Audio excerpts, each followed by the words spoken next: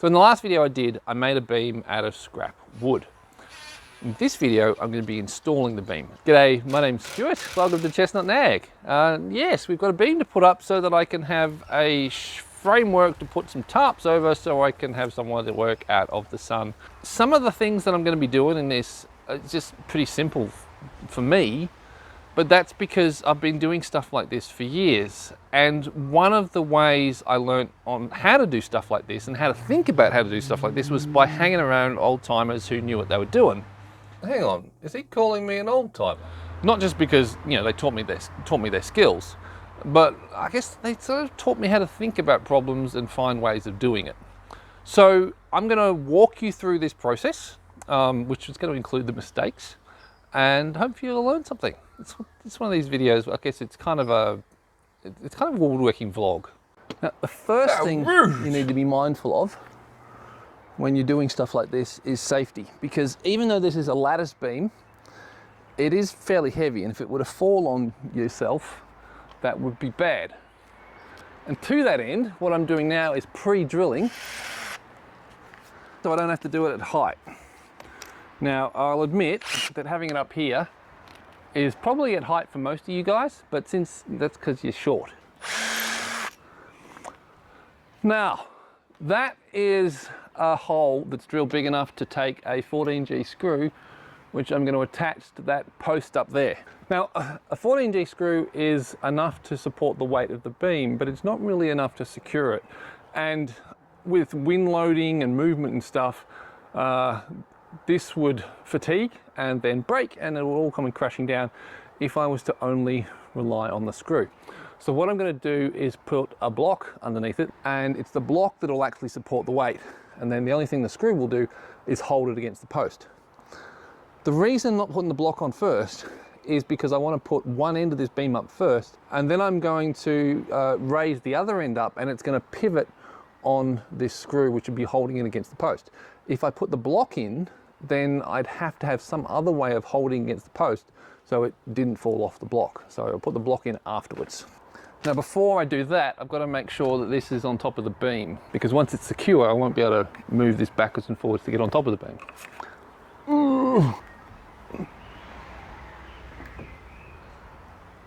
Right. Sit. You pass me my ratchet? Why have I got this? To pass it to me. Oh, the ratchet. Impact driver. Say, are you... Ow.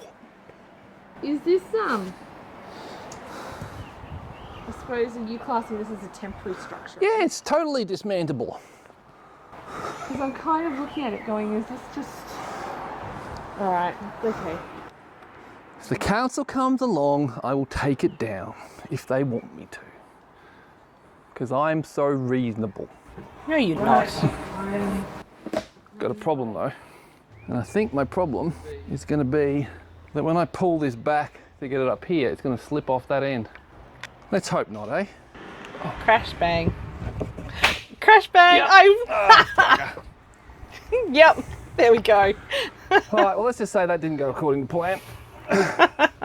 You know, I said this was going to be a journey including the mistakes. Well, there you go. Well, I've proven that it will slip past that beam.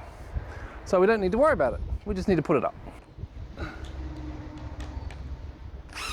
Now that's kind of secure, not really.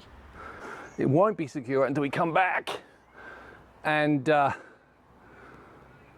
put the supporting block underneath. And then if we think the need, add some reinforcement.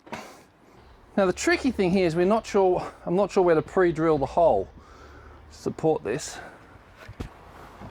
So we'll just tie that up there. So it's already most of the way up. And then when I get up there with the ladder, it'll be easy to reach.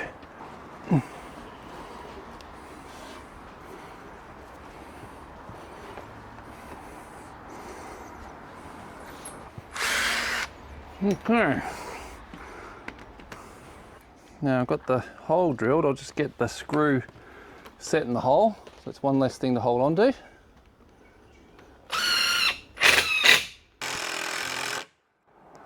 Excellent. Right. Now we can get the rope off. There's a reasonable amount of movement in this structure. That means the screws are going to be flexing. That means metal fatigue. That means cracking. That means falling down on my head. So to actually carry the weight of the beam, we're going to put some blocks in. Ideally, I want something about the width of the truss or the beam. So that looks like it will be close. This stuff smells great when it's cut. It's also beautiful. Actually, I might not use this piece. Here, look at this, check this out. You see that? That's fiddleback. Gorgeous, gorgeous piece. Very pretty. They would look absolutely amazing dressed up. The rough sawn like this, it really doesn't, you really can't see how beautiful it would be. That's the problem when you've got so much beautiful wood. Just cutting it up and using it. Oh, here's another piece that's a bit plainer. We'll use that instead.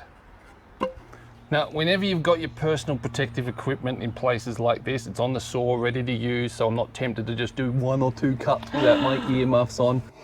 Spiders! Spiders! But it's very important that before you put them on, you look inside, because it's spiders. Oh, yum. Got 2 holes pre-drilled, that'll do. Now I could have cut this on an angle so there was more of a bearing surface, but it doesn't really need it. 1 screw. This is what not to do on a ladder.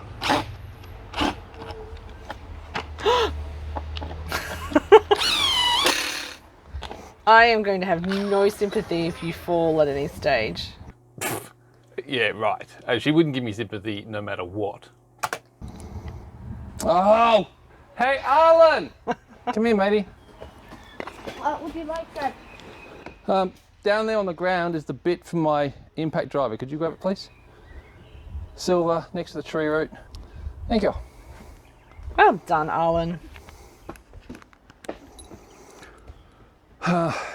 It's the bits don't lock in this impact driver, which is a bit annoying. Oh crikey, that's also annoying, dropping the bloody screw.